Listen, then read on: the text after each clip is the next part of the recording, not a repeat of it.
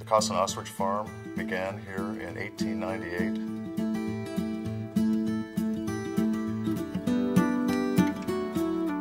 The ostrich farm was located along the railroad tracks. It was actually a stop along the railroad tracks also. They actually stopped the railroad, then they let tourists out onto the farm. It was a farm that was begun by Edwin Cawston. He went to South Africa. At that time, South Africa was the only place where you could get ostriches, and they had a corner on the market.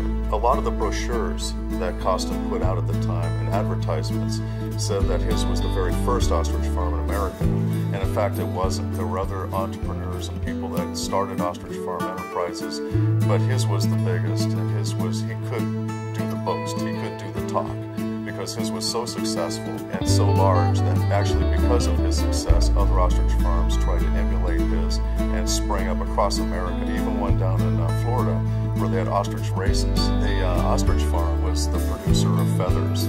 It's not for slaughtering animals or anything like that as we know today, but it was for producing feathers for women's fashion at the time. It was mostly Victorian fashion that pretty much went out of style in the teens, right around World War I.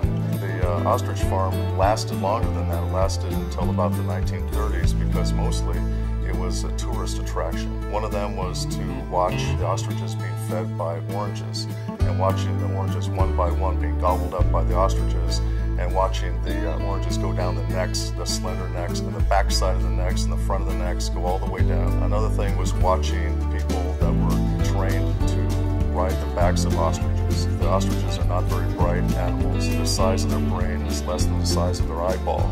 And so to train an ostrich took a lot of time and a lot of daring. Another thing that people like to do on the farm was to take photographs. So there's lots of tourist photographs on bareback, but they were stuffed ostriches. Besides walking around the semi-tropical environment they had there, they also had a Japanese tea garden.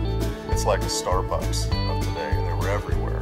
They had souvenirs, and they would have hand-painted ostrich eggs they would give the tourists. There were spoons, there was everything you could imagine, toothpick holders, cushion pins, all kinds of different things they would have. The Cawston Ostrich Farm was a gathering place. It was a place where famous people, this was Adolphus Busch, this was Henry Ford. Cawston Ostrich Farm was more successful than the other ostrich farms. He was the biggest. Cawston himself was a huge promoter and very boastful and let everybody know that his was the biggest and the best. There was Cawston stores in every major city in America, and so he would sell direct to consumers. In 1901, Edwin Cawston was instrumental in bringing aboard another attraction to his ostrich farm, and that was by Aubrey Enos. And what he did is he built the first successful solar power experiment for commercial use on the farm. And it was also a huge tourist attraction because it was very large, and the ostriches were a very odd sight, and they would mill around this thing,